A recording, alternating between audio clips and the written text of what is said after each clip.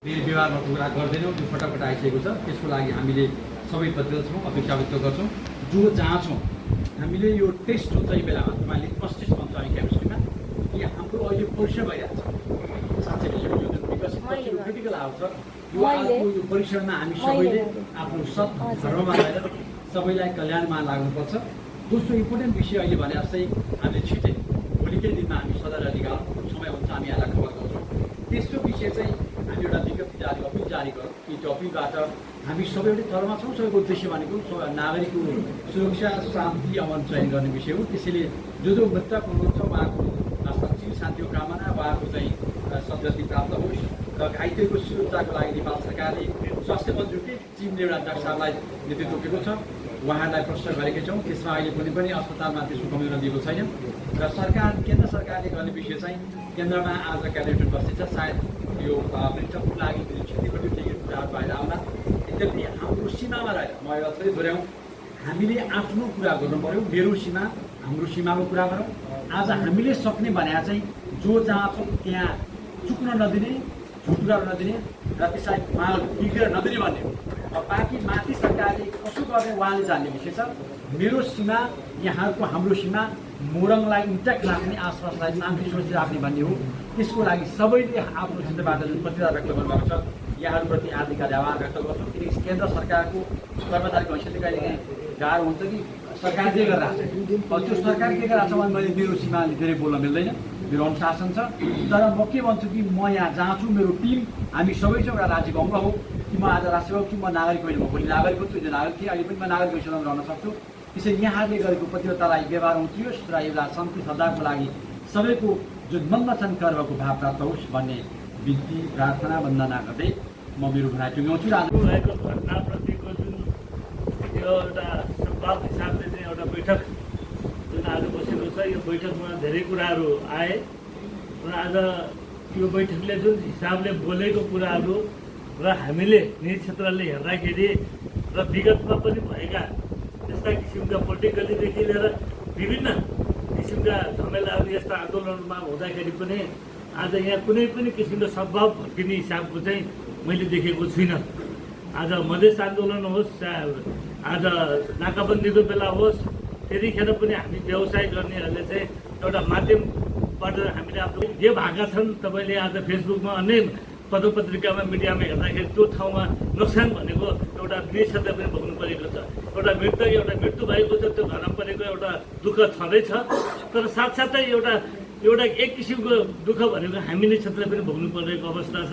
र आज म यहाँको सबैजनासँग के भन्न चाहन्छु भन्दाखेरि हामीले कुन हिसाबले एक भएर आज कोशी प्रदेश भन्छु म चाहिँ आज मोरङ जिल्लाको श्री साहबले राखिरहेको छ यो कार्यक्रम आज जुन एउटा बैठक राखेको छ त्यो सम्पूर्ण कोशी प्रदेशकै एउटा सन्देश जाने हिसाबले हिजो पनि प्रदेश सरकारले राखेर एउटा ठुलो सन्देश दिएको छ र एउटा मृतकलाई पनि घोषणा गरिएको छ। आज एउटा जुन हिसाबले घाइतेलाई पनि एउटा सानो एउटा औषधिको उपचारको लागि भनेर भनिएको छ।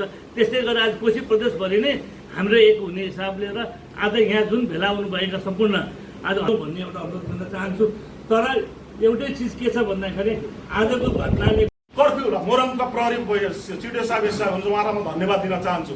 यो भन्दै गर्दा प्रहरी र चिडे साहबको मैले कुनै चाहिँ यहाँ चाहिँ तारिफ गर्नुपर्ने जरुरी छैन, किनभने भोलि मलाई आइलाग्दा उहाँले हक्कडी लगाएर लानुभयो ल तयार बस्ने उहाँ ड्युटी गर्न सक्नुहुन्छ र म जान तयार हुन्छु। यति हेक्का राखेर बोल्न चाहन्छु।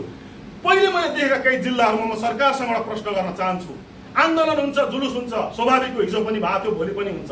तर अराजक व्यक्तिहरूलाई तोड्न दिने, फोड्न दिने, आगजनी गर्न दिने, त्यसपछि कर्फ्यू लाउने, त्यो सुरुकै अराजकतालाई तुरुन्तै जसरी विराटनगरमा 2 जनालाई अराजक व्यक्तिलाई तुरुन्त पुलिसले पक्रेर थुन्यो, यस्तो कुरा देशको हरेक ठाउँमा हुने भने अराजकता मद्दैन, घर लुटिँदैन, मस्जिदमा आगो लाग्दैन, मन्दिरमा तोडफोड हुँदैन, हिन्दूको घर जल्दैन, मुस्लिमको घर जल्दैन, कुनै पनि हिन्दू विधवा हुँदैन, कुनै पनि मुस्लिम विधवा हुँदैन र टुरा हुँदैन।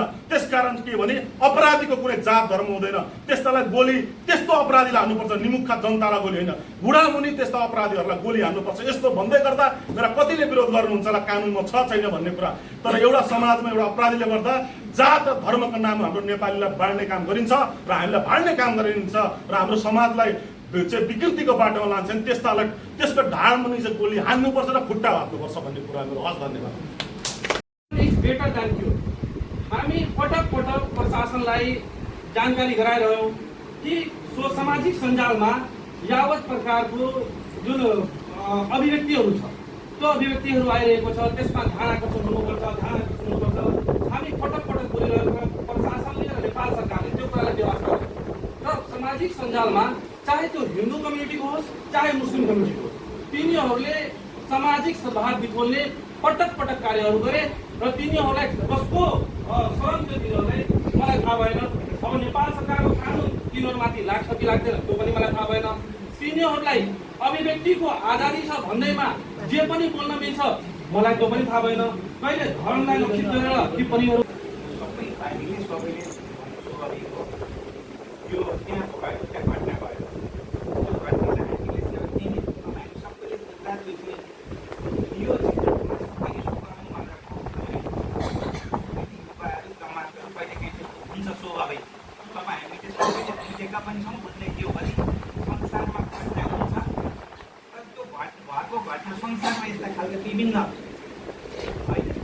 अपराधिक घटनाहरू मानव अधिकार घटना हुन्छन्। तर त्यो घटनालाई कसरी राज्यले सम्बोधन गर्छ, तपाईँ हामीले कसरी ट्याकल गर्छौँ त्यो नै मुख्य हो।